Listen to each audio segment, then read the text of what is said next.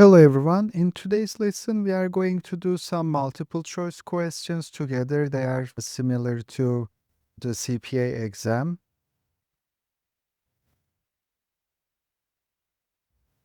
Okay, so what to expect today? We are going to go over 5 original questions. They are similar to the ones you are going to see in the CPA exam. Each question targets a specific topic, and I order them from easiest to hardest. After we go over the question, I'm going to give you little time. After that, we will go over step by step so you can see the step by step logic. There are going to be some exam traps that I'm going to show them as watch outs. In the balance sheet, what concepts are we going to see in the questions today? We're going to see a classification question about current and non-current assets. We'll see a net assets questions where we're going to calculate the stockholders' equity. Question 3 is going to be a refinancing question. We are going to see the debt classification rules. Question 4 will be about treasury stocks, where we are going to do equity adjustments. And the last question, that will be the hardest one. It will be about adjusting a preliminary balance sheet. Okay, here's our first CPA exam question. That's the easy one about balance sheet. We have a company, Horizon Company. It gives us information about their cash balance, accounts receivable balance, inventory, prepaid insurance, and equity securities, 3-year holds. It is asking us the current assets. What is the total current assets Horizon should report? Remember the rule for current assets. They are expected to be converted to cash, sold, or consumed within 1 year or the operating cycle. If they do not tell us any information, we can expect operating cycle. There is a watch out here. Don't confuse with marketable and current. Okay, so I'll give you a minute, then we'll do it together. The answer for the first question was $262,000. I hope you all get the same answer. Here, the watch out was management's intent. In the CPA exam, you may get some questions. They're asking you current asset classification. And we know the current assets, it's very simple, 1 year or one operating cycle. But here we need to pay attention to management's intents. For example, an investment could be a current asset, but here it tells us they plan to hold it for 3 years. So it can't be a current asset. This investment is marketable, but not current because the management intends to hold it for longer than a year. So if you see a question like that, pay attention to holding period. Here is our second question for the balance sheet on the CPA exam. This is medium easy. It is about net assets calculation. We have a company and it gives us some information about its balance sheet. And the question is asking the company's net assets. When they're asking net assets, it's just another way of saying their stockholders' equity. The first thing we need to think about is the accounting equation. Assets equals liabilities plus equity. Here you can see that we have asset information and 3 different liabilities information. I think we need to do some combination there. I'll give you a minute. Once you're ready, we'll do it together. And the correct answer for this question is also A, $300,000. How did we find this number? It's the same accounting equation. Assets equals liabilities plus stockholders' equity. The question already gave us the asset information. We just needed to calculate total liabilities. Here the exam trap is the word deferred tax liability. It is a real liability, so do not treat as a contra asset or equity item. A lot of times students forget to include this one. So when we calculate everything, total liabilities are 550, 850 minus 550. The correct answer is A, 300,000. Okay, our third question is about debt classification and refinancing. More specifically, how to classify current liability on the balance sheet. Our company has a $500,000 note payable, which is due on March 15, year 2, less than a year. They are refinancing it. Remember, if there's a refinance and if there are two conditions met, the classification could be different. That's basically what the question is asking. In the first scenario, the company refinanced the loan on January 20 before the financial statements are issued. On the second scenario, they were also still able to refinance the loan, and this time it happened after the balance sheet issue date. And it is asking how they would be classified on the balance sheet. Take your time, and once you're ready, we will do it together. The correct answer for question 3 is C. In scenario A, it was classified as non-current. In scenario B, it was classified as current.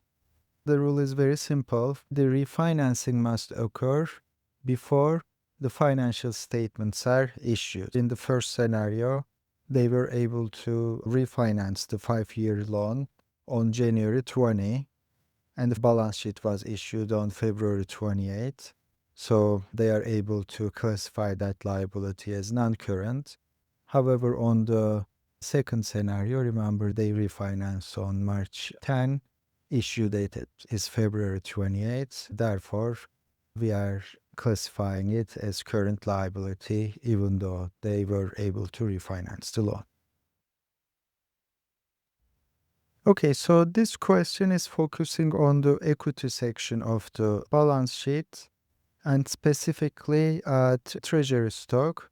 So here is the exam trap. It's usually when you see the treasury stock, I want you to stop and think. Because a lot of the time we tend to think the treasury stock is an asset because you are purchasing a stock. But remember, a company cannot own itself. So it is not an asset, it is a contra equity account. And it is usually given as an exam trap. So in this question, it is giving us the information about common stock, additional paid-in capital, retained earnings, and treasury stock, and asking us the company's total stockholders' equity. Take your time. Once you're ready, we will do the answer together. The correct answer for question 4 is B, $790,000. The question was asking us to calculate total equity, and it already gave us the information. We already knew the common stock amount, additional paid-in capital amount, and the retained earnings amount, which total makes $850. It also gave us the treasury stock information. This was the exam trap here. Remember, treasury stock is a contra equity account. It is not an asset. When we see the stock, we tend to think is an asset, but the company cannot own itself.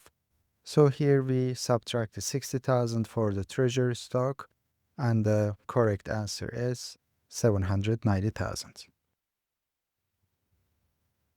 Okay, so let's do the last question of today. This one is harder than the others. It's about complex balance sheet preparation. We have 600,000 assets, we have 250,000 liability, and 350 equity. This was the initial balance that was given in the question. The question is also telling us a $20,000 customer deposit was recorded as sales revenue. It is also telling us that there was a depreciation expense of $15,000 and that was not recorded. And there was $10,000 dividend declared. That was also not recorded. The question is asking us to correct it to assets, liabilities, and equity. Let's do it together. Now let's start one by one fixing the misclassifications. The first one, the customer deposited $20,000, but it was incorrectly recorded as a sales revenue. So here, think about it. The customer gave us $20,000, but we did not provide the service yet. For accrual accounting, it cannot be considered revenue yet. It needs to be unearned revenue, which is a liability, an obligation to perform. So we just need to reverse the initial thing. Remember, there was a $20,000 recorded as sales revenue. It is an equity account, so equity was incorrectly increased by $20,000. We are decreasing equity for 20,000 to correct this one. And the second thing is unearned revenue. Previously, we did not put anything there. Now we are creating this liability account because we have this obligation to perform. In the end, our liabilities increase $20,000 and our equity decrease by the same amount. Here is the impact. There is no change for the assets yet. Okay, so the second adjustment was about unrecorded depreciation expense. In the question, it told us that $15,000 of depreciation expense was missed. The key here is to understand the dual impact of depreciation. When you record the depreciation, it reduces net income. Then from there, it affects the retained earnings. That means it affects the balance sheet. So depreciation affects both income statement and the balance sheet. So basically, what happened by missing the recording $15,000 depreciation, both assets and equity was overstated.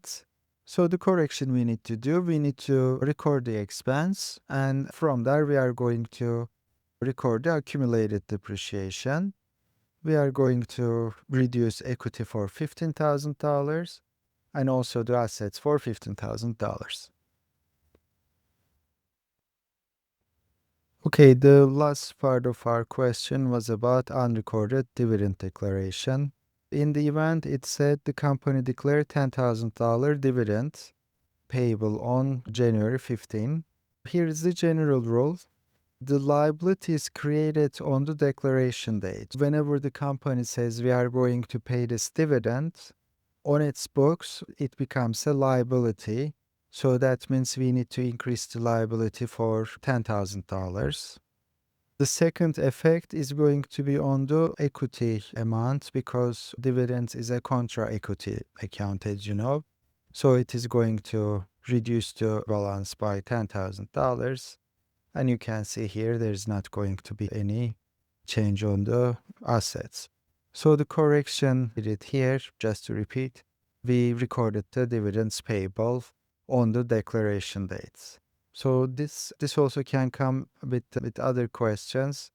Dividends are reported on the declaration date, not on the payment date. And here is our solution. Initial asset number was $600,000. We made $15,000 adjustment, so the correct amount is $585,000. We did some liability and equity adjustments, 280 and 305.